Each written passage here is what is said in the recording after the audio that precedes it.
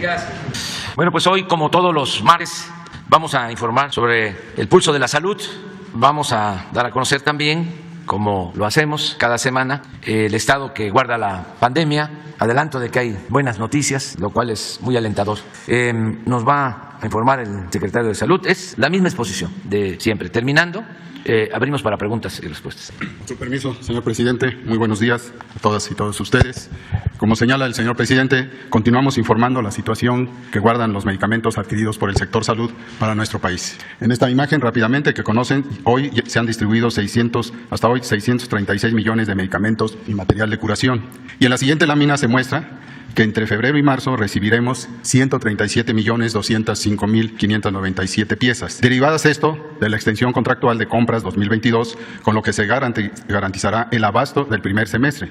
Así, la compra del INSABI y de la UNOPS juntos garantizan un abasto mayor del 95% de las claves solicitadas para el primer semestre. En la siguiente podemos ver que en los últimos 15 días se han entregado 22.676.292 piezas de medicamentos y material de curación. Están en tránsito con los operadores logísticos 16.797.833 piezas. En la siguiente, durante la semana anterior se distribuyeron al Hospital Psiquiátrico Fray Bernardino Álvarez 116.400 piezas de equipo de protección personal que fueron requeridas. Y en la siguiente, les recuerdo que de 28 entidades federativas que se han sumado al plan de distribución de la última milla, con ayuda de Sedena, Birmex, y por lo cual en Tlaxcala, Guerrero, Sonora y Veracruz se distribuyeron 356.243 piezas para abastecer 547 unidades de salud. Eso es cuanto. Muchas gracias. Con su permiso, presidente, secretarios, subsecretarios, muy buenos días. Muy buenos días tengan todas y todos ustedes. Vamos a comentar sobre el curso de la epidemia y el avance en el plan de vacunación contra COVID-19.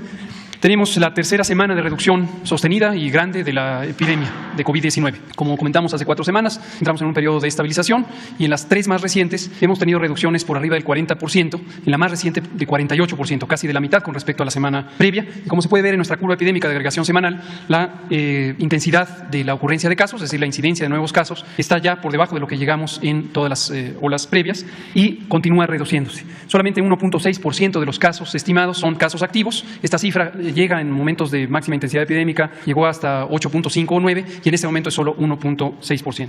La siguiente nos muestra la hospitalización de la que ya habíamos hablado la semana pasada, generalmente desfasada 7 a 14 días con respecto al cambio en los casos, y vemos ya una reducción también muy clara, muy sostenida en la hospitalización. Es decir, se están vaciando las unidades COVID en la medida en que tenemos menos cantidad de personas por atender de camas disponibles. Solamente 30% de las camas COVID están ocupadas y 22% de las camas con ventilador. En la siguiente lo que vemos es la tercera cifra, el tercer indicador del que también hablamos periódicamente, que es la mortalidad. Todavía la semana pasada se encontraba en ascenso, como hemos comentado también múltiples veces. Aproximadamente 3 semanas después de que empiezan a bajar los casos, baja la mortalidad. Esto es muy positivo, desde luego, porque ya vemos una tendencia a la baja de manera sostenida en las 32 entidades federativas para todos los indicadores, incluyendo la mortalidad COVID. De hecho, la reducción de mortalidad o la diferencia es 71% menos de lo que llegamos a tener en el punto máximo de la epidemia hasta el momento, que fue en la segunda ola. La siguiente, por último, vemos en los indicadores de monitoreo la situación de niños, niñas y adolescentes, este monitoreo que establecimos de manera conjunta con la maestra Delfina Gómez Álvarez, secretaria de Educación, y su equipo, en donde monitoreamos específicamente en la población menor de edad, en particular en las escuelas. Como ya hemos comentado, el repunte que hubo no se debió a la apertura de escuelas, de hecho ocurrió durante las vacaciones de invierno, pero cuando vino la cuarta ola también subieron los casos, desde luego, en esta edad. Nunca aumentaron de manera particular. El porcentaje de casos en estas edades fue idéntico al que ha sido durante toda la epidemia y desde el 15 de enero ya se encuentra en la misma tendencia de reducción también en esta edad y de manera sostenida. Solamente 0.12% de las escuelas, 0.12% de las escuelas que están en el programa de monitoreo han tenido alguna afectación, algún grupo que se cierra temporalmente porque hay casos, en algunos casos los planteles, pero es ya una cifra mínima. Se redujo prácticamente a la mitad de lo que informamos la semana previa. Vamos a la vacunación. Continuamos vacunando en todos los frentes, todos los grupos de edad. Recordar que la prioridad es no dejar a nadie atrás, a nadie fuera, y uno de los retos importantes, pero que persistimos en enfrentarlo, es la cobertura en las zonas más apartadas del país. Queremos que todas las personas tengan la oportunidad de vacunarse. Respetaremos, desde luego, como lo hemos hecho siempre, si alguien no desea vacunarse, pero insistimos, vacunarse contra COVID reduce sustancialmente, más del 95%, la probabilidad de terminar en hospitalización o incluso de fallecer. Es muy importante vacunarse. Sigue siendo, en este momento, una epidemia de no vacunados, lo que se presenta en los hospitales, con arriba del 70% de personas no vacunadas entre quienes tienen COVID grave o desafortunadamente pierden la vida. Insistimos, vacuna tenemos suficiente y la estamos poniendo por todo el país, hay que vacunarse. Llevamos ya 173 millones de dosis utilizadas, que corresponden a 84 millones de personas. Esto es solo el esquema primario, aquí lo especifico, como lo hemos informado siempre, esta cifra se refiere al esquema primario en personas adultas, 84 millones, 94% de ellas ya tienen el esquema completo. Y esa misma estadística es la que corresponde para la cobertura, que es ya de 90%. 90% de las personas adultas en México tienen vacuna contra COVID y están protegidas. Nos falta ese 10%, ojalá que tengan la convicción de vacunarse. Seamos específicos, la cobertura general es de 86%, pero si lo vemos en los dos bloques de edad, personas de 18 y más es de 90%, personas de 14 a 17, que son niñas, niños, adolescentes, la mitad están ya protegidos también, 52%. Veamos los refuerzos, esta es la dosis adicional que hemos puesto, 68% de las personas de 60 años y más están protegidas con el refuerzo, 36% de quienes tienen 40 a 59 años de edad están protegidas, y acabamos de abrir ya en la mitad del país, la mitad de las entidades federativas, la vacunación de 30 años en adelante. Desde luego lo seguiremos abriendo en la otra mitad de las entidades federativas, pero a solo 2 días de haberlo abierto ya llevamos 3% de cobertura en esta edad. Finalmente, el refuerzo en personal de salud, es la última vez que lo presentaremos, ya no cambia, hemos cubierto más allá de la meta, 105%, en la medida en que protegimos a todo el personal de salud con el refuerzo, contando a quienes ya estaban vacunados. En el personal educativo, lo comentará la maestra Delfina, también hemos tenido un avance sumamente rápido. Lo último que informamos es recordar que llevamos 202.5 millones de dosis recibidas en el país, de estas diferentes clases, 7 clases de vacunas, y estamos por recibir próximamente 18 millones de vacunas Astra a través del mecanismo COVAX, que durante el fin de semana se arreglaron todos los papeles para que la Organización Panamericana de la Salud nos envíe ya estas vacunas. Esto es todo. Buenos días, señor presidente. Buenos días, compañeros integrantes de gabinete. Buenos días, medios de comunicación, y a todos aquellos que nos siguen a través de los diferentes medios. En lo que se refiere al balance o informe del regreso a clases, en escuelas tenemos ahorita 197.192 instituciones, lo cual representa 537 escuelas más de la semana pasada. En alumnos tenemos 19.288.951, que también representa 1.660.950 de alumnos más que en la semana anterior. Y en docentes tenemos 1.690.752, que también es un acumulado de 59.389 más. Con ello, pues la verdad me siento muy orgullosa de la respuesta que ha habido de parte de los padres de familia, maestros, autoridades educativas y alumnos, sobre todo de esta disposición que tienen. Se ha visto esa emoción y esa alegría por parte de los alumnos de estar en su institución. Y en lo referente al avance de vacunación, ya en los 33 estados se ha concluido la jornada de vacunación del personal educativo. Recordemos que fue para escuelas públicas y privadas, que fue para todo el personal, no solamente maestros, sino también personal administrativo, manual y todos aquellos que coadyuvan dentro de las instituciones educativas. Y tenemos un total de 2.116.087 maestros y personal que atiende a las instituciones. Haciendo la aclaración e invitando y sumándome a lo que comentaba el doctor Hugo López-Gatell, que todavía se da esa oportunidad de que los maestros que todavía les falta la segunda dosis o que por alguna situación no fueron o no se han vacunado, se podrá vacunar a docentes rezagados en las diferentes jornadas de vacunación de acuerdo a cada organización de cada estado. Seguimos trabajando con Educatel, esas dos tenemos lo que es los medios en donde apoyamos no solamente alguna duda académica o administrativa, sino también socioemocional, y ahorita tenemos 35.162 correos y 259.535 llamadas en donde nos han apoyado personal de la Secretaría, así como personal o compañeros de algunas universidades que están en las áreas de psicología, en las áreas de psiquiatría o de lo que pudiera ser trabajo social, que nos han hecho favor también de apoyarnos. Invitamos a que aquellos que tengan alguna duda o que requieran algún apoyo, tanto administrativo como socioemocional, estamos a sus órdenes. Sería cuanto, señor presidente. Muchas gracias. Con su permiso, señor presidente, compañeras, compañeros, muy buenos días a todos, a todos. Actualización de en qué estamos, la que sigue, por favor. Bueno, de COVAX, decirles que ya se retransmitió a la Organización Panamericana de la Salud la aceptación de estas 18 millones de dosis de AstraZeneca vía mecanismo COVAX. Nos van a informar la fecha de un momento a otro. En cuanto la tengamos, se los informamos, pero ya está garantizado ese cargamento. La que sigue, por favor. Lo que hace a los consulados, que nos ha pedido el presidente, que estamos muy atentos, sobre todo Estados Unidos. Seguimos con los kits de prueba gratis y las dosis en las ventanillas de la salud, que se han fortalecido y ahora las vamos a fortalecer más este año en los 50 consulados. La que sigue, por favor, de Estados Unidos. En cooperación internacional, destacar que con Corea del Sur, que es uno de los principales productores de medicamentos, hicimos un acuerdo, tenemos ya una importante relación con Corea del Sur en lo que hace medicamentos que le interesan al sector salud, y lo mismo con Singapur. Ahora en esta semana pasada hicimos un acuerdo sobre eso. Sí, por favor. Rápidamente, señor presidente, tenemos nada más estas 2 donaciones pendientes, ocurrirán en estos días: San Vicente y las Granadinas, y Dominica en el Caribe. Son vacunas fabricadas en México. Gracias. Muchas gracias. Con su permiso, señor presidente. Buenos días, representantes de los medios de comunicación. A continuación daré a ustedes a conocer en el periodo del 7 al 14 de febrero en cuanto al plan de distribución de vacunas. Tenemos que en los almacenes de INCAN se tienen 2.464.605 dosis. En los almacenes de Birmex, el día 7 de este mes arribaron 1.160.000 dosis. Ya existían 2.149.000, hace un total de 3.309.450 dosis. Total de dosis disponibles en los almacenes de INCAN y Birmex son 8.729.655 dosis. El día de hoy se están distribuyendo 2.397.760 dosis y quedarán en almacén para su posterior distribución 6.331.895 dosis. Aquí sigue, por favor. Bien, para efecto de distribución se establecieron dos vías, la aérea y la terrestre. En cuanto a la vía aérea, se distribuyeron 337.700 dosis a 4 entidades federativas. Para tal efecto, se establecieron dos rutas aéreas. La primera a Baja California Sur, Baja California y Sonora. Y una segunda ruta aérea a Tabasco, en 2 aeronaves de la Fuerza Aérea. Por su parte, para la distribución vía terrestre, el total de dosis distribuidas son 2.060.000. Acudieron directamente a los almacenes de Birmex 4 entidades federativas que son Querétaro, el Estado de México, Hidalgo y Tlaxcala. Y por su parte, se establecieron 3 rutas terrestres a 6 estados de la República. El primer movimiento fue a Michoacán y Jalisco, el segundo a Aguascalientes y Zacatecas y un tercero a Coahuila y Tamaulipas. Todos estos movimientos terrestres escoltados por personal de Semar, Sedena y Guardia Nacional. La que sigue, por favor. Bien, ya para la anterior, por favor. La anterior. Bien, como consolidado, tenemos que el día de hoy se realizan estos movimientos que ya fueron expresados, haciendo un total de 2.397.760 dosis distribuidas a 14 entidades federativas en 16 movimientos terrestres con escoltas de seguridad, 6 movimientos aéreos, habiéndose consumido 9 horas 10 minutos de vuelo y total del efectivo empleado para esta distribución 488 personas, 48 vehículos y 2 aeronaves. Es todo por el momento, señor presidente. Bueno, solo agregar de que nos ha ayudado mucho el que se avance en la vacunación. Como aquí lo mencionó el doctor Hugo López-Gatell, los contagios y lamentablemente los fallecimientos en esta ola de COVID tuvieron que ver en un porcentaje considerable con quienes no habían recibido la vacuna, quienes no se habían aplicado la vacuna. Esto es muy importante.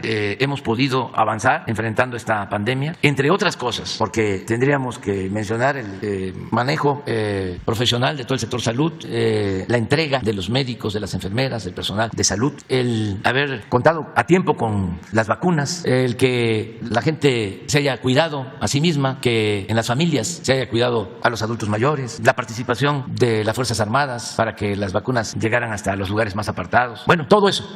Y hay algo que también quiero subrayar, la confianza de la gente en el gobierno, porque en otros países no todos aceptaron vacunarse. Por eso nosotros, entre otros factores, logramos que se padeciera menos, que tuviésemos menos fallecidos. Hay países en donde apenas si llegaron al 70% de la vacunación. Disponen de vacunas, pero la gente no quiere vacunarse. Y en nuestro país, nada más con estos datos, 90% de mayores de 18 años. Y seguimos vacunando. Eso nos ayuda mucho, porque si la vacuna protege, entre más vacunados, menos hospitalizados, menos fallecidos. Y esto lo agradecemos a la gente, la confianza, porque insistimos mucho de que no había problema con la vacuna, que al contrario, era para protegernos, y aún con las campañas de desinformación de los efectos que podía tener la vacuna y con la actitud escandalosa, ¿no?, sensacionalista de algunos medios de información, la gente nos hizo caso y todos se vacunaron, y el refuerzo, y seguimos adelante. Y ahí están los resultados. ¿Por qué no pones las dos gráficas sobre el lugar que ocupamos en vacunas recibidas y aplicadas a nivel mundial, y luego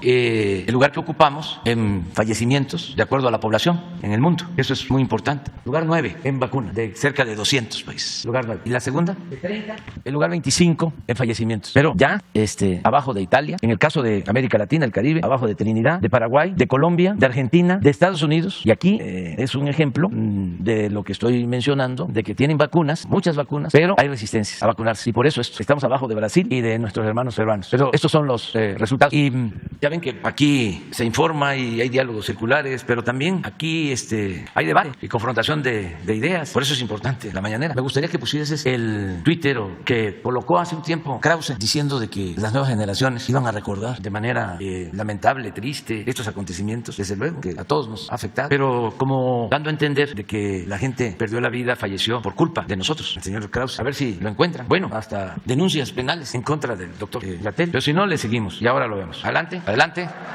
Atrás, allá, la compañera del guante rojo, la otra compañera. Ahí están, 4, empezamos. Muy buenos días, presidente y funcionarios que lo ¿Ya lo acompañan. tienen? Vamos a verlo. Sí, está bien. Si no es, a ver si es ese. Porque es el momento. El señor Krause es como el jefe de ASTES. Es el jefe de un grupo de intelectuales orgánicos, director de la revista Letras Libres. Y tenía mucha relación con los gobiernos anteriores. Se le compraban sus revistas, como 10,000 revistas les compraba el gobierno, mensuales, sí. Y libros. Es un empresario. Pero también con fama de intelectual, de historiador. No voy a dejar de repetir porque no invento, no miento. Lo que dijo en un artículo en el periódico Reforma, porque escribe también en ese medio conservador, dijo que se habían registrado más asesinatos con Gustavo Díaz Ordaz que con Porfirio Díaz. Historiador. O sea, el exterminio a los yaquis y a los mayas y a todas las etnias para quitarles las tierras y el agua. No, lo tomó en cuenta. Y está escrito esto que yo creo que un estudiante de historia de primer semestre podría probar de que la aseveración de que Gustavo Díaz Ordaz, aún con lo lamentable y despreciable, repudiable que fue el 68, el asesinato de estudiantes, no hay comparación. Porfirio Díaz mandó a asesinar a 15,000 yaquis. ¿Pero por qué Krause hace esto? Por su vinculación al conservadurismo y para estar bien con el régimen. Pues esto también él lo puso. No lo duden, algún día sus hijos y nietos preguntarán: ¿dónde estuviste? ¿Qué dijiste? ¿Qué hiciste? Cuando cientos de miles de mexicanos morían por la criminalidad tolerada, o la pandemia mal gestionada. Ese y no otro será el juicio final, pontífico, el Mesías del conservadurismo. Bueno, vamos adelante. Ahora sí. Muy buenos días, presidente y funcionarios que lo acompañan. Ramón Flores, del Centinela Informa de Humanoid de Inglaterra. Presidente, en el caso de Claudia Ivonne Sánchez Mayorga, que aquí le denunciamos, el ministro presidente de la Suprema Corte de la Justicia ya ordenó la investigación del caso contra funcionarios del Poder Judicial. La mujer presa sin sentencia, embarazada, a la cual después de su embarazo le quitaron la matriz sin su autorización, la Fiscalía, a pesar de su instrucción, le piden que pase ella a recoger la documentación a la Fiscalía General de la República y estando presa. Y ahora se valieron de un ingeniero de la Guardia Nacional para certificar informes de la Policía Federal del 2013 que informaron previamente inexistentes a la juez. Presidente, no acreditaron su detención por caso de urgencia en términos del artículo 183 del Código Procesal Penal, fracción tercera, y además fue torturada. Presidente, ¿podría la Fiscalía de Asuntos Internos, en conjunto con la Contraloría Interna de la Fiscalía General de la República y el CONAPRED, investigar este caso? Sí, vamos a seguir con el asunto. Ahora con Jesús te pones de acuerdo y vamos a pedir a Alejandro Encinas, subsecretario de Gobernación, que nos ayude para que se aclare y se actúe. Muchas gracias por su respuesta, presidente. Presidente, usted emitió un decreto para liberar torturados y otros presos, pero el órgano de prevención y redactación social reporta que solo hay 18 personas para probable beneficio de la libertad. Aquí, presidente, le traigo pruebas de que funcionarios de Genaro García Luna, que contrataron la construcción y prestación de servicios de cárceles, ahí siguen trabajando y los contratos con sobreprecios es superior a los 270,000 millones de pesos. Presidente, ¿la Fiscalía podría informar de este tema? Y si el secretario de Gobernación me podría recibir estas pruebas que le traigo aquí también. Sí, pero no el secretario de Gobernación. Considero que la secretaria de Seguridad Pública, Rosa Isela Rodríguez, que es la que tiene a su cargo los penales, las cárceles, y ella puede hacer la investigación y ver qué personal es el que está todavía trabajando desde la época de García Luna. Sí, son mandos medios y aquí tengo la información. Por último, presidente, usted habló de pausar las relaciones con España por la corrupción de algunas empresas en México. Aquí le voy a entregar la denuncia que recibió el 12 de marzo del 2020 la Fiscalía Especial contra la Corrupción y la Criminalidad Organizada en Madrid para que le aclaren por qué encubrieron a la empresa GAF involucrada en el Tren México-Toluca, que pasó de 11,000 millones de pesos a más de 100,000 millones de pesos y además el fraude de 1,580 millones de dólares, sumada a la tragedia de la línea 12 del metro. Referente a la corrupción también del aeropuerto en Texcoco, que le entregamos la otra vez documentación, aquí le entrego el documento que la funcionaria de la Policía Federal denunció para que, si usted quiere, la atienda a la secretaria Rosa Isela. También Roberto Salcedo Aquino no se presentó para informar sobre este tema y le dejo también otros documentos emitidos por el Tribunal Superior de Justicia Administrativa para que aclaren públicamente la impunidad que hay del 95% de todos los asuntos, y lo mismo pasa con los 69,000 millones de sanciones económicas sin cobrar por el SAT o la Auditoría Superior. Presidente, mi pregunta es, ¿se puede dar un informe sobre estos 69,000 millones sin cobrar por parte del SAT? Sí, el SAT puede informar sobre cómo vamos en la recaudación de las contribuciones, no le quiero llamar impuestos, sino contribuciones, cómo han aumentado los ingresos, porque ya no se permite la evasión, no se condonan los impuestos y se avanza mucho. Tengo información de que ya van a pagar los del Grupo Televisa por la venta que se hizo, la operación de fusión con Univisión, 15,000 millones. También tengo información que va a pagar Televisión Azteca por el juicio que acaba de resolver la Suprema Corte de Justicia. Y así las empresas están cumpliendo. Yo celebro esto, el que todos estemos actuando, respetando la legalidad, el auténtico Estado de Derecho, que no haya corrupción, que no haya influyentismo. Entonces, nos entregas esa información. Y ya por último, presidente, nada más solicitarle si la Auditoría Superior de la Federación nos puede informar sobre los contratos que le entregaron a la esposa de Loret de Mola, que son 498 millones de pesos el sexenio pasado. Si nos puede informar cómo les entregaron esos contratos a la esposa de Carlos Loret de Mola, por favor. Ayer lo dimos a conocer esa información en el programa del Centinela Informa. Gracias. Bueno, sobre esto yo estoy haciendo una solicitud, se va a dar a conocer el día de hoy, para que la Oficina de Transparencia nos informe sobre los ingresos del señor Loret de Mola. A ver qué nos contesta. Envía esta cara. Y no es un asunto, como lo digo en el escrito personal, yo pienso que todos deberíamos de transparentar nuestros ingresos.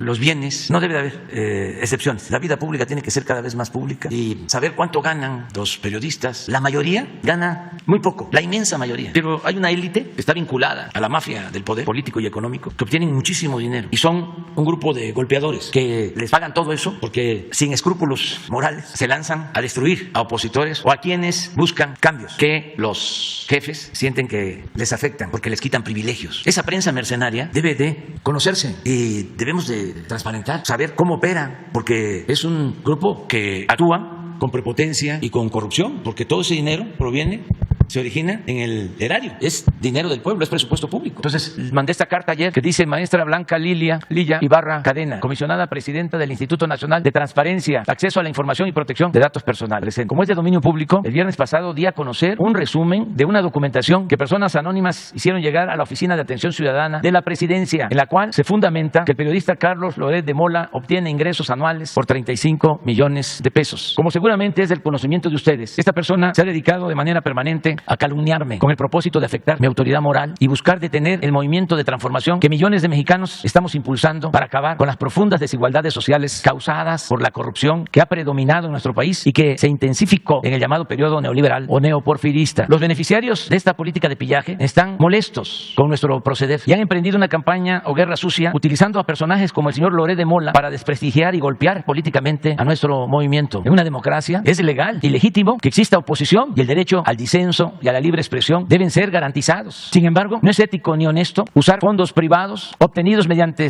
actos de corrupción para sabotear un programa gubernamental orientado a liberar al conjunto de la población de miserias y temores. México no debe ser país de unos cuantos, ni debemos presenciar impasibles los intentos de una banda de malhechores de causar nuevas desgracias a las mayorías. En consecuencia, como ciudadano y presidente de la República, les solicito que se lleve a cabo una investigación para hacer públicas las percepciones, los bienes y el origen de la riqueza que posee el señor Carlos Loret de Mola, socios y familiares. Esta información seguramente la podrán obtener en el Registro Público de la Propiedad y Comercio, en el Servicio de Administración Tributaria o en la Unidad de Inteligencia Financiera. También les solicito que si ustedes no tienen competencia para atender este asunto, me informen si puedo, como ciudadano, ejerciendo mi derecho a la libertad de información y expresión, dar a conocer facturas y comprobantes sobre los ingresos del señor Loret de Mola de conformidad con la documentación que me hicieron llegar los ciudadanos. El caso que nos ocupa permite apreciar en forma excepcionalmente nítida la diferencia entre el periodismo y la difamación, entre la búsqueda de la verdad y la fabricación de la mentira, entre la crítica ciudadana y el libelo como instrumento de intereses político-empresariales furtivos e inconfesables. No es pues un asunto menor ni personal que pueda solventarse con argumentos legaloides, sino parte del esfuerzo por purificar la vida pública de México en beneficio de todos, mediante la verdad, la transparencia y la abolición de los privilegios. Ese es el escrito que envié. Vamos a ver la respuesta.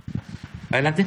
Gracias, presidente. Shaila Rosagel, corresponsal del Grupo Gili, el Imparcial de Sonora, La Crónica de Mexicali, Frontera de Tijuana y el Imparcial.com México. Presidente, preguntarle sobre la modernización y ampliación del puerto de Guaymas, saber el monto de la inversión para este año y para el año próximo. Había dicho que lo iba a anunciar allá en Sonora, pero se hizo privado. También preguntarle qué evaluaron de este proyecto durante su visita a Guaymas el sábado. Bueno, en una primera etapa son 5,000 millones de pesos, términos muy generales. Ojalá y nos manden una de las láminas que nos presentaron, porque son 2.500 millones para el puerto. Es poner un nuevo destacado, reforzar los muelles, ampliar el puerto, instalar grúas, todo lo que tiene que ver con la modernización del puerto de Guaymas, que va a ayudar mucho, porque ahora tienen que utilizar para granos, incluso para el traslado de vehículos de la planta Ford, tienen que utilizar en algunos casos el puerto de Mazatlán o por tierra hacia Nogales, hacia Tijuana, y el puerto de Guaymas puede ayudar mucho. Lo otro es que, acompañado con la modernización del puerto, se va a hacer un corte para reducir el tiempo en el traslado de Chihuahua a Guaymas. Son un poco más de 100 kilómetros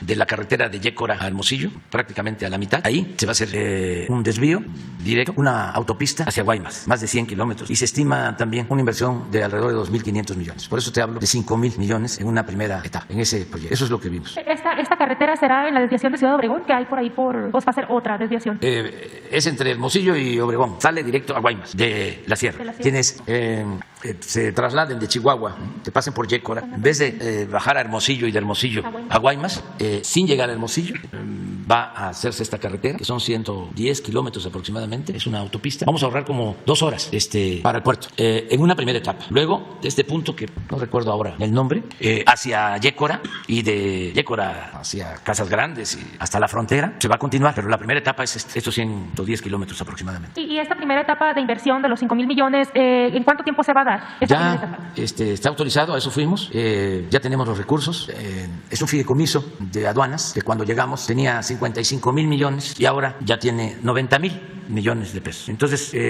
vamos a ejercer el excedente y vamos a dejar en el 24 lo mismo que recibimos con inflación, pero todo lo que ahora se ha obtenido se va a utilizar para modernizar aduanas, puertos. Por eso voy a hacer una gira a partir del jueves, mañana salgo. Vamos a estar en Tijuana, vamos a Nogales, vamos a Juárez, vamos a Piedras Negras y vamos a Nuevo Laredo, toda la frontera. Vamos a estar hasta el sábado, que es Día del Ejército. Vamos a estar también en la Hacienda de Guadalupe, Hidalgo, en Coahuila, la conmemoración por la creación del Ejército Mexicano, y ese mismo día vamos a estar en Nuevo Laredo, porque en todas estas aduanas hay obras. En el caso, por ejemplo, de Tijuana, es un segundo piso de más de 10 kilómetros paralelo a la línea fronteriza. En la mesa de Otay, lo mismo, la modernización de la aduana, y ese es el propósito de la gira. Gracias, presidente. Ahorita que habla de Tijuana, preguntarle si ya tiene más detalles sobre la investigación del asesinato de la periodista de Lourdes Maldonado, si ya conocen el móvil o cuándo se daría más información sobre el caso, y también sobre el caso de Margarito, fotoperiodista que fue también asesinado días antes de Lourdes, y tienen algún avance en la investigación. Sí, el jueves en la mañana la reunión de seguridad la vamos a llevar a cabo en Tijuana, y también la conferencia de prensa, y se va a informar. Aprovecho también para decir a los que nos ven, porque me da mucho gusto, son muchos los que nos ven en todo el país, que pues hay un cambio de horario para que el jueves y el viernes, porque vamos a estar en Tijuana, y es una hora, ¿no? Sí, 2. Es que es una, ¿verdad? Ahora. Es que estuve en Sonora y es una. Sí. ¿Cómo? Sí, son 2. Sí. Entonces, pues allá va a ser la rueda de prensa y vamos a informar. Ya hicimos el compromiso sobre estas investigaciones en Tijuana. Y el viernes en la mañana, la reunión de seguridad y la rueda de prensa va a ser en Juárez. Y ahí nos seguimos por toda la frontera. ¿Quién sigue? La compañera. Buenos días, presidente. Itzel Castañares, del portal El CEO. Quisiera preguntarle si ya tiene seleccionados los perfiles que mandaría ratificación al Senado para ocupar el cargo de comisionado, tanto en COFESE como en el IFT. Como sabe, el 28 de febrero termina el cargo tanto de un comisionado del IFT como de la COFESE, y quedaría vacante, tanto en COFESE como en IFT, el cargo desde el 1 de marzo de este año hasta septiembre del 2031. Saber si ya tiene elegidos los perfiles, si ya están para ratificación, y si no, ¿cuándo los elegiría? Y también una pregunta para la secretaria Delfina Gómez. Preguntarle si esta información que genera Educatel generará un diagnóstico para saber cuál fue el impacto que tuvieron los estudiantes y los docentes durante la pandemia, y así si eso va a contar para poder hacer los nuevos planes de estudio, y también si esto tendrá que ver con el plan que tiene la SEP para hacer cambios en los libros de texto. Gracias. Sí, ya estamos viendo lo de las propuestas para que se mantengan estos órganos. Ya no nos va a dar tiempo a nosotros, y además genera mucha polémica y se requiere reforma constitucional, y los del bloque conservador ahorita no aprueban nada. Pero la verdad que son organismos que deberían de desaparecer. Ahora que estoy haciendo este oficio para la transparencia, este instituto, a ver con qué sale. Y es perdón, presidente, no un poco lo que le estoy pidiendo es que les quiten el presupuesto, pero bueno. ¿No es que en los dos casos fueron estructuras que se crearon para facilitar la privatización, el despojo de bienes nacionales. Este órgano de competencia, la COFESE, acaba de hacer algo que lo considero contrario al interés nacional. Puede ser legal, pero es un acto bastante riesgoso para nuestra soberanía. Autorizaron que una mina de litio pasara a manos de una empresa de China, sin informarle al titular del Ejecutivo, cuando es muy claro que existe una política de defensa de este recurso mineral estratégico que queremos que sea de la nación. No queremos que lo dominen de otros países, de ningún otro país. Es como el petróleo, es nuestro, el litio. Y sin darnos cuenta, sin que nos informaran, autorizan que una empresa china explote el litio. Claro que nos estamos inconformando. Por poner un ejemplo, entonces crearon estos aparatos para privatizar. Son gobiernos paralelos, es un poder dual. ¿Y qué sustento democrático tienen? Ese mismo organismo es el que se adelantó a presentar amparos cuando se aprobó la ley eléctrica, la primera ley eléctrica, que llovieron después los amparos, pero ellos fueron los primeros en hacer. Entonces, ¿autónomos de quién? ¿Independientes de quién? Son independientes del pueblo, no de los grupos de intereses creados. Entonces ¿para qué ayuda un organismo así? Sin embargo, fue parte de las llamadas reformas estructurales y quedó establecido en la Constitución porque, como ustedes saben, y esto es importante repetirlo, sobre todo por los jóvenes, se pusieron de acuerdo los partidos conservadores y votaron por estas instituciones de defensa de la política neoliberal o de pillaje. Incluso hasta sobornaron a legisladores, les dieron dinero para que aprobaran la llamada reforma energética. Bueno, eso por lo que corresponde a la competencia. Y el otro organismo, el de las telecomunicaciones, se creó supuestamente para evitar los monopolios. Y se avanzó. ¿Quiénes mandan ahí? Realmente, las grandes corporaciones monopólicas. Ya no hay monopolios en la comunicación. No hemos avanzado en eso. ¿Por qué? Los integrantes de estos consejos están subordinados o a un grupo o a una corporación económica, en este caso de comunicación, o a otra. No tenemos Internet. Si se creó este organismo, se hubiese establecido entre sus funciones el promover que se creara una red para dar el servicio de Internet en todo el país. No.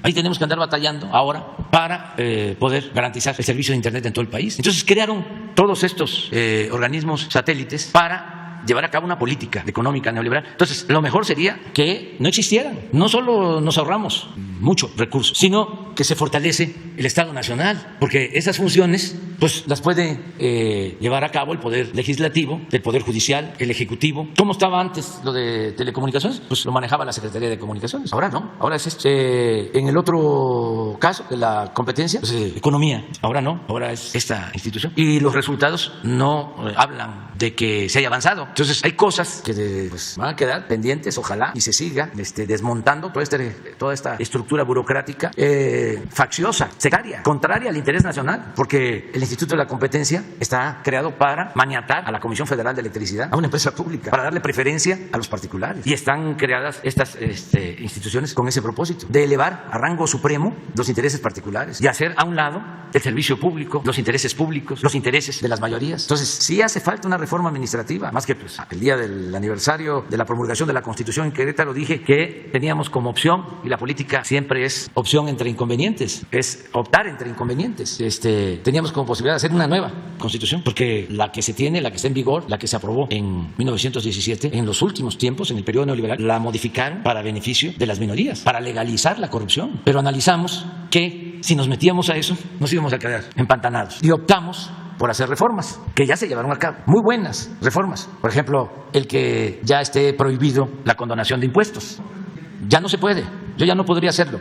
Otra reforma que se logró, importantísima, el que la corrupción sea delito grave. Otra reforma constitucional importantísima fue la revocación del mandato. Otra reforma constitucional importantísima fue quitarle los fueros al presidente, que ya puede ser juzgado como cualquier ciudadano por cualquier delito. Una reforma importantísima, profunda, fue elevar a rango constitucional el derecho a la pensión a los adultos mayores, el derecho a la pensión a niñas, a niños con discapacidad, el derecho de los jóvenes, de los estudiantes de familias pobres a recibir una beca, el derecho a la atención médica, a los medicamentos gratuitos. Eso ya está en la Constitución, ya son derechos. Entonces, así lo resolvimos. Pero de que hay cosas pendientes, bueno, por eso estamos promoviendo la reforma eléctrica y la reforma electoral, a ver qué pasa, entre otras. Pero ya avanzamos, ya avanzamos. Entonces, estos pegotes que crearon deberían de desaparecer en una reforma administrativa. O sea, seguir haciendo más eficiente y menos oneroso el aparato gubernamental, porque como el gobierno estaba hecho para facilitar el saqueo, pues por eso creaban todos estos aparatos. Y el presupuesto se utilizaba para mantener estos aparatos, porque el gobierno no tenía como función servirle al pueblo, el gobierno tenía como función servirle a los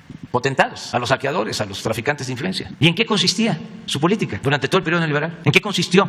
En entregar bienes de la nación, del pueblo, a particulares. Si lo analizan, eso fue lo que hicieron con sus reformas estructurales y beneficiar pues a minorías. Por eso ahora hay oposición, porque no es Loret, no es el Reforma, no es Krause, no, son dos proyectos de nación distintos y contrapuestos. Eso es lo que está en el debate. Y pues cada quien se está colocando en su sitio, pero es algo muy profundo. Por eso hablamos de transformación. No es más de lo mismo, no es el gatopardismo, es llevar a cabo un cambio profundo, radical, arrancar de raíz al régimen corrupto de injusticias, de privilegios. Y por eso se tensan. Pero también tengo que agradecer, y todos debemos de celebrar que estamos llevando a cabo esta transformación, y hay oposición y hay reacción, como siempre, porque cada vez que hay una transformación se agrupa el conservadurismo y se convierte en una reacción. Y ahí viene la palabra, el término reaccionario, que es lo opuesto a lo revolucionario. Entonces se está llevando a cabo esta transformación. Algunos se sorprenden porque están todavía pensando en lo políticamente correcto. Por ejemplo, ¿para qué pedir el informe sobre los sueldos de Loret?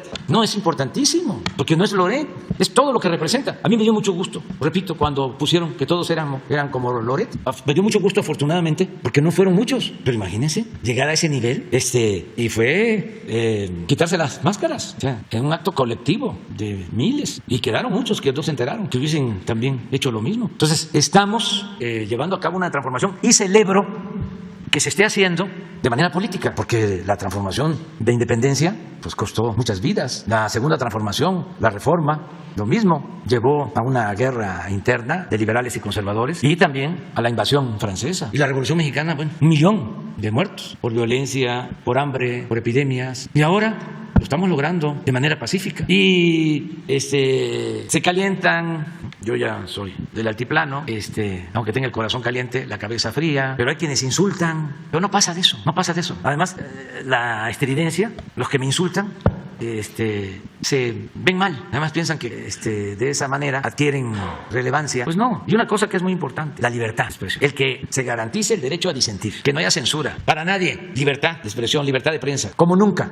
Nada más con la solicitud de que nos permitan el derecho de réplica. O sea, que todos podamos ejercer nuestras libertades y sobre todo nuestra libertad de expresión, porque ni modo que la libertad de expresión solo la va a ejercer un grupo y el resto de la población no. Entonces son reglas democráticas que se están viviendo. Bueno, pero ya me extendí y tú quieres que también la maestra te conteste sobre la situación de las escuelas con la pandemia. Gracias. Sí, me gustaría saber si van a hacer un diagnóstico y si va a contar ese diagnóstico con la información de Educatel para los nuevos planes que se planean hacer en la SEP y también los cambios de libro de texto. Muchas gracias. Sí, muy amable, gracias por tu pregunta. Sí, efectivamente es uno de los factores que se toma en cuenta a través de un análisis que se está realizando por parte de diseño curricular también y parte de las diferentes subsecretarías. Pero aunado a ello también se ha estado considerando lo que emiten algunas acciones como son entrevistas o como son observaciones que se han hecho por parte de las subsecretarías. Se ha tomado en cuenta que algo que para nosotros es muy importante, que son las opiniones y las inquietudes que tienen nuestros maestros frente al grupo. Recordemos que si alguien puede tener con precisión cómo está no solamente en el aprendizaje, sino también en la parte afectiva, los alumnos son los propios maestros junto con los padres de familia.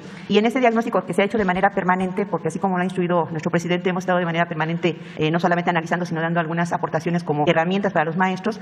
Hemos tenido la oportunidad de que, por ejemplo, Secretaría de Relaciones Exteriores nos apoye con el enlace con UNICEF. Ellos están trabajando una comisión, está trabajando junto con Secretaría de Educación Pública precisamente para dar alternativas de solución y han surgido algunas propuestas como es el seguimiento permanente de las instituciones sobre los avances, insisto, no solamente en conocimiento, sino también en la parte socioemocional. Junto con ello también tenemos la Secretaría de Salud, que nos ha hecho favor también de apoyarnos. Ellos crearon un manual que se llama ECOS, que en donde los maestros que lo quieran utilizar, porque obviamente es una herramienta, diario tienen una actividad no solamente para manejo de emociones, sino también para manejo y cuidado de la salud, precauciones ante la cuestión de pandemia, pero también afortunadamente se han tenido aportaciones de otras secretarías, medio ambiente, tenemos también de INMujeres, en su momento ya les daremos a conocer qué avances tenemos, y eso nos ha permitido lo que el presidente nos ha solicitado, que es precisamente que se haga un trabajo de manera coordinada y que exista esa relación entre todos, porque lo que se quiere es que precisamente que las escuelas sean comunidades o centros de aprendizaje, en donde se participe todos y cada uno de los elementos que participan, porque no podemos dejar a las instituciones fuera de una realidad o un contexto social. Lo que hemos podido avanzar es que efectivamente en lo referente a español, matemáticas, es donde tenemos ciertos índices que se tienen que fortalecer, pero también otra parte que nos interesa mucho y que hemos observado es la parte afectiva, así como también salud. Comentábamos que la cuestión de la pandemia y por eso es tanta la importancia que tiene que los niños ya regresen a las escuelas de manera presencial, porque apoya en la parte de conocimientos, también la parte afectiva, pero también de salud. Se ha dado mucha situación de hay obesidad en algún número de población, también hay ya malos hábitos de alimentación, porque los pequeños están en su casa, comen de manera muy permanente, entonces todo ello sí se ha estado manejando. Tenemos, asistimos a las reuniones de salud todos los lunes y jueves y ahí es donde nos damos la oportunidad de intercambiar con las secretarías diversas estrategias para poder fortalecer lo que es el proceso educativo, no como conocimiento, sino como un proceso general. ¿Perdón? No te escuché. Un reporte de diagnóstico que podamos ver, que se tenga como esta referencia de lo que ha sido el impacto. Sí, cuando lo permitan, con mucho gusto. Incluso nosotros cada semana, cada miércoles hacemos reuniones con los titulares de las subsecretarías y nos dan el informe del diagnóstico. Con mucho gusto, cuando ustedes nos permitan, lo presentamos con mucho gusto. Gracias. La compañera, mira, nada más para lo de Guaymas, ya tenemos las gráficas. Yo nada más una, a ver si son varias, a ver si las vas pasando. A ver, mira, aquí está, este es el camino. Ahorita. a Guaymas. Este es el camino. Para acá está Yécora, Chihuahua. Entonces, quienes se trasladan de Chihuahua, Madera, que ya es Chihuahua, de otros municipios de Chihuahua, de la misma capital, o hacia el norte, Casas Grandes, tienen que utilizar este camino, llegar a Hermosillo y bajar a Guaymas. Entonces, esto son 100 kilómetros. Es lo que queremos hacer. ¿Cuál? Ah, sí, aquí está Chihuahua, aquí está Yécora, Juárez. Y esto es lo primero que vamos a hacer. Pero vamos a modernizar, bueno, hasta donde nos toque a nosotros. El propósito es modernizar toda la carretera para fortalecer Guaymas, que es un puerto histórico, tenía mucho auge y se abandonó. Y ahora tiene en sus muelles fracturas, está en muy mal estado. Entonces, se va a rehabilitar. No sé si tengan ahí la otra lámina. Adelante, este es el puerto. Adelante, esto es parte de lo que se va a llevar a cabo. Se van a anexar 2 terrenos, uno de la Comisión Federal de Electricidad y otro de Fonatur. A ver, regrésale.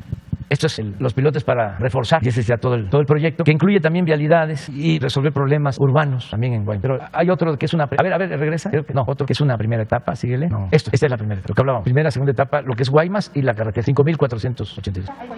Ahí, sí, donde pasamos a la gasolinera y a hacer nuestras necesidades.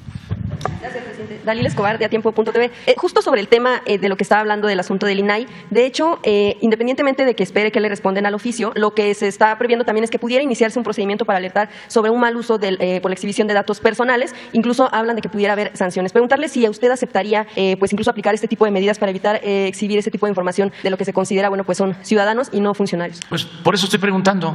Tengo la información, porque encima de todo le ponen al cintillo de apoyo de que son supuestos ingresos. Entonces no, yo no podría dar a conocer algo si no tengo las pruebas, imagínense. Entonces, es decir, tengo la información, pero les pido a ustedes que hagan su trabajo. Si ustedes no pueden, díganme si yo puedo dar a conocer esta información. ¿Qué se hacía antes? Esa información no la presentaba ninguna autoridad el presidente. Habían filtraciones que le pasaban a un periódico, a una revista. Y ahí yo podía, o cualquier gente de la función pública, hacer referencia a la revista. No, ¿por qué eso? Además es un asunto de fondo. Y aunque parezca increíble, esto es lo formal, los 35 millones. Lo que se tienen facturas. No nos estamos metiendo con bienes, ni de él ni de familiares, porque seguramente nos vamos a quedar sorprendidos, anonadados, pero todavía más. Así como este caso, hay otros. Y aunque parezca increíble, hay quienes ganan 10 veces más que los 35 al año. Ustedes son mirones profesionales, ¿no? No me lo dejen a mí, si no me van a mí a sancionar. Justo por el o tema... sea, pero eso, ¿no creen ustedes que es bueno? Pero no, o sea, ¿cómo se convierten, se erigen en jueces quienes no transparentan sus bienes? Por eso hablo yo del Instituto para Promover la Corrupción. ¿Cómo se llama el Instituto? Mexicanos para Defender la Corrupción. ¿Por qué les digo así, Mexicanos para Defender la Corrupción? Porque se llaman mexicanos, ¿qué? Contra la corrupción.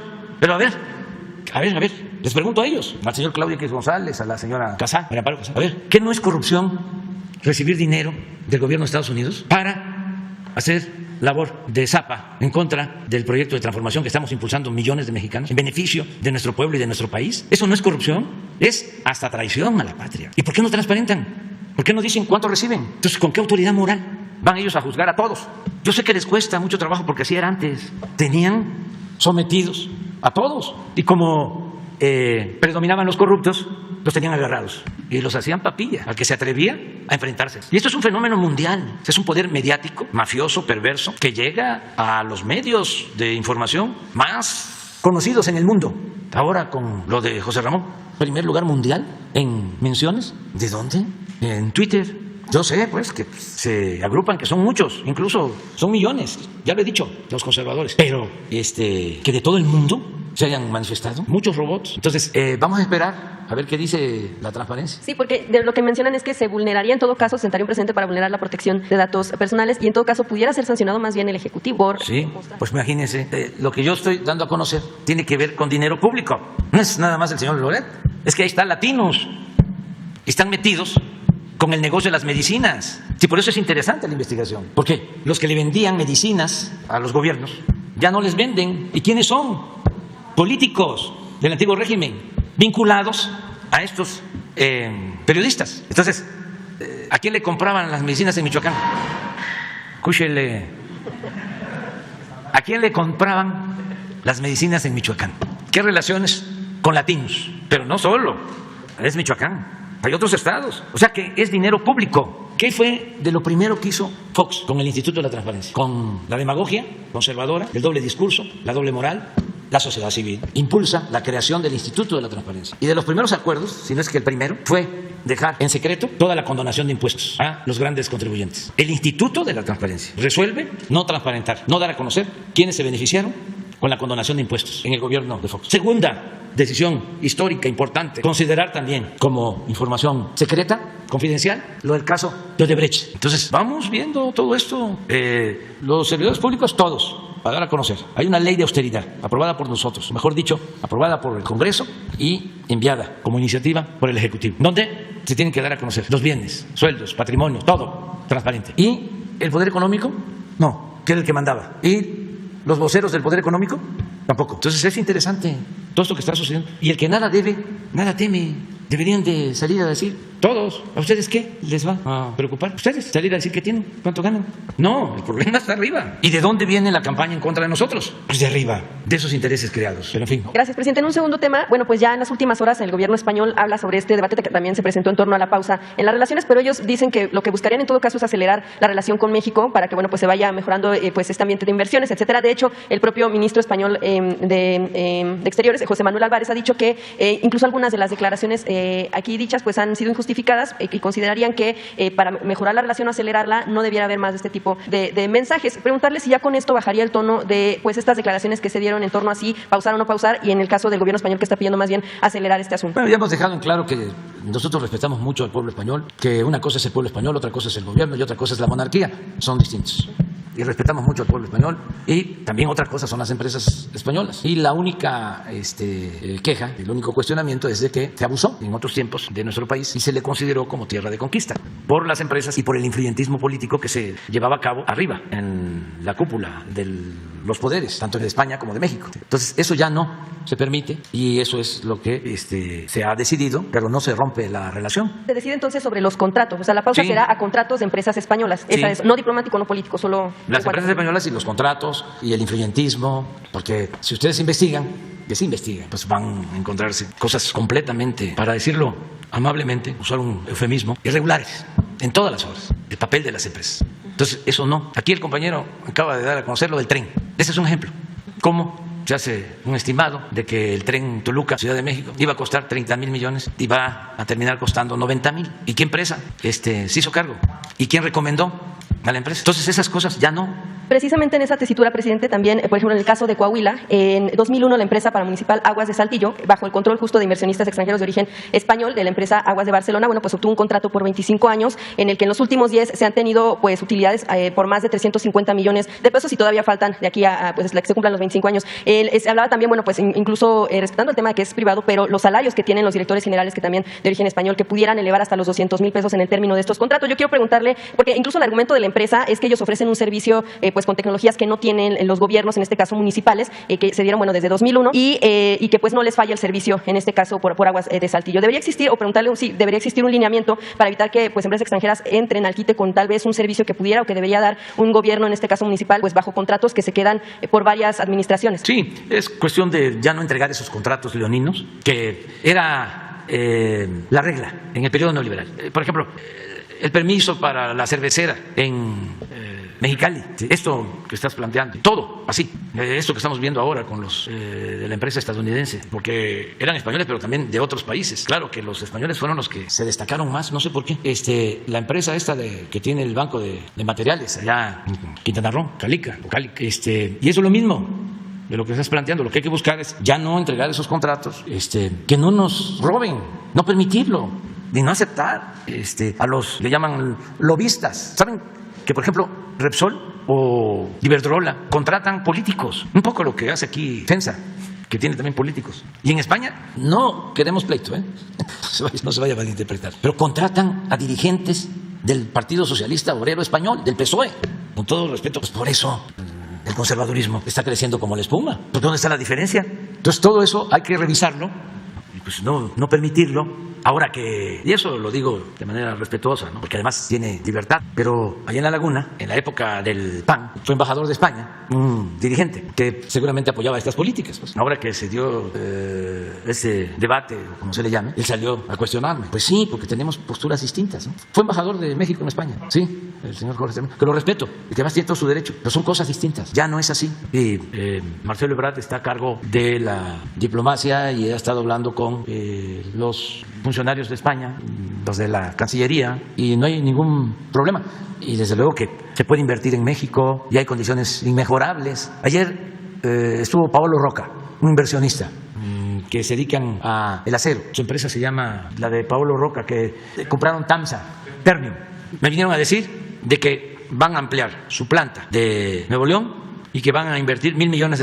Se dedican ellos a la fabricación de tubería y a la industria automotriz, al abasto de acero para la industria automotriz. Y en sus estudios, análisis de mercado, ven para México un futuro promisorio en lo económico, en lo comercial. Me vinieron a informar sobre eso. Entonces esto significa empleo, significa bienestar. Además lo estamos constatando. Ya se van a dar a conocer los datos pronto sobre inversión extranjera y sigue creciendo. Y miren, en enero hubo récord en creación de empleos. Miren cómo vamos en febrero. ¿Por qué no pones febrero? La economía va creciendo. Pero bueno, nos desviamos un poquito. ¿Cuál sería el planteamiento que pudieran hacer a los gobiernos municipales, en este caso Saltillo, para que puedan absorber como tal del todo este servicio que se le tiene que dar a la población y evitar que dependan de empresas extranjeras? Pues hay que ver cómo está el contrato. También se puede renegociar porque han cambiado las condiciones. Eso nosotros lo estamos llevando a cabo en algunos casos. No son medidas drásticas, extremas, sino es mantener el contrato, pero revisemos tarifas. Cuando lograste este contrato eran otras condiciones, ya cambió. Vamos a reestructurar. Por ejemplo, acabamos nosotros de conseguir una disminución de más de $1.000 millones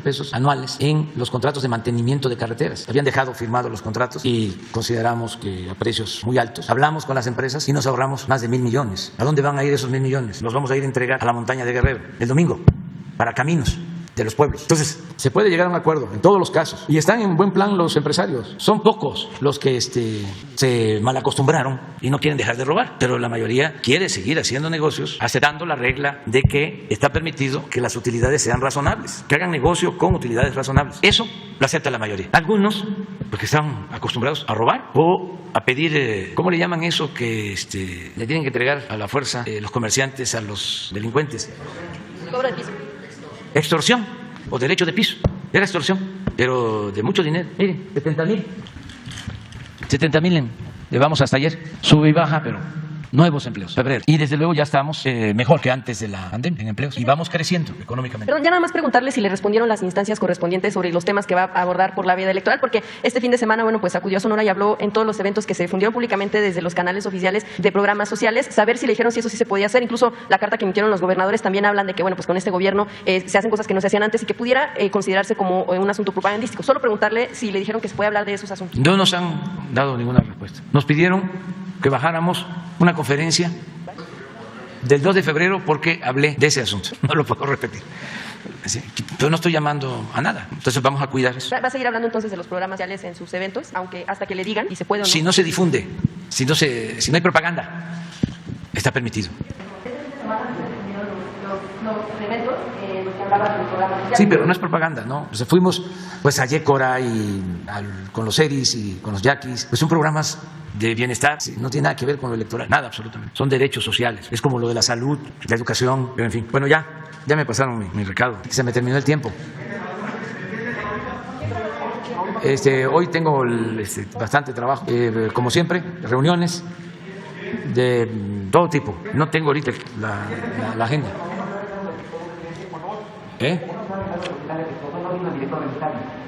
Te van a informar hoy. Ya quedamos, sí. Es que por cuestiones de tiempo hoy te informan, te adelanto, ya está funcionando, tenías razón, se empezaron a atender cesáreas en diciembre, a finales de diciembre, pero ya ahora está funcionando. Ya hoy, sí, al 100%. Te van a informar y después de que veas el informe, si consideras que no es cierto, nos dices. Muy bien, nos vemos. Hasta luego. Voy a Tamaulipas. A ver, una. Presidente, Cardenal Juárez del medio Elefante Blanco, aliado a la Alianza de Periodistas de a pie. Presidente, ya se va a cumplir un año del proceso de desafuero en contra del gobernador García Cabeza de Vaca. Usted ha dicho aquí que no ha ido de Estado a un evento público por el conflicto legal que está en la Suprema Corte de Justicia. Hay muchos temas que no se han tratado a nivel de cúpula, digamos, usted con el gobernador. Solamente por decir tres: el tema de la crisis de desapariciones en la carretera Monterrey-Nuevo Laredo, un hospital en Ciudad Madero que tiene desde el gobierno de Peña Nieto construyéndose y no se termina ese hospital, desabasto de agua en Victoria con el tema de los acueductos, violencia otra vez en Matamoros, en Victoria, en la frontera, en fin. Hay una serie de temas muy fuertes que cruzan por el tema del desafuero. ¿Qué le pide a la Suprema Corte de Justicia, que tiene allí las controversias en un caso y en un político que está confrontado abiertamente con usted? Esa es la primera pregunta y nada más le digo la otra. Desde ayer se comenta, inclusive le comentó el periodista Fabricio Mejía Madrid con Carmen Aristegui, que ya había un aviso aquí en Presidencia de que el gobernador Cabeza de Vaca estaba usando recursos, no sabemos propios o públicos, para hacer investigaciones a sus hijos y que posiblemente tenían como resultado este reportaje que salió de la casa de Houston. Dos preguntas nada más que creo que son importantes para el pueblo de Tamaulipas, que no lo ve en un evento público desde agosto de 2020. Bueno, primero que voy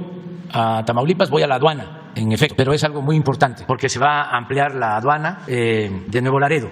Voy a eso. Lo segundo es de que se está atendiendo al pueblo de Tamaulipas. Le puedo garantizar, sin equivocarme, de que están llegando todos los apoyos, todos los programas de bienestar a los pueblos de Tamaulipas, hasta a las comunidades más apartadas. Están los programas de bienestar, adultos mayores, personas con discapacidad, las becas para estudiantes, en fin, se sigue trabajando. El asunto legal, pues eso lo ve la Fiscalía. Y en efecto, yo no he querido meterme porque esto es un asunto judicial que lo tiene que resolver la Fiscalía y el Poder Judicial. Acerca de lo de mis hijos, yo tengo la ventaja, si se puede decir así, de que hemos sido espiados durante muchos años, desde que ellos estaban pequeñitos. Bueno, cuando empezamos a hacer oposición en Tabasco, nos costó trabajo conseguir escuelas para que los inscribieran. Ya se pueden imaginar las que hemos pasado. Ellos saben de que desde niños hemos tenido carros de vigilancia enfrente de nuestra casa. Ellos han visto cómo cuando el movimiento en defensa del petróleo, allá por 1995, 96, yo traía orden de aprehensión. Me metieron todo el Código Penal, como 11 delitos. Y entonces, para obligarme a que yo me amparara o que yo me fugara, pasaban helicópteros. En ese entonces, del CISEN, estaba Tello en el CISEN y Roberto Madrazo, de gobernador. Entonces, se quedaban los helicópteros encima de la casa. Le agradezco mucho a Lourdes Galás, una periodista, y a Carmen Lira, que los fueron a buscar. A mis hijos, ¿no? Entonces ya ellos saben qué es esto. Me da mucho orgullo que resistan y se han portado bien, aunque saben de que una cosa es lo familiar y otra cosa es el servicio público. Lo saben perfectamente. Mientras yo he sido dirigente, ellos no han ocupado un cargo, porque ese es el acuerdo que tenemos. Sabemos muy bien. Y yo les pido pues que se sigan portando bien como lo están haciendo, y agradezco al creador de que no pintan para ser como el hijo de José María Morelos, del cura Morelos, que tuvo un hijo, Juan Nepomuceno Almonte, que se volvió traidor y se pasó al bando de los conservadores. Y eso es todo. Ahí nos vemos.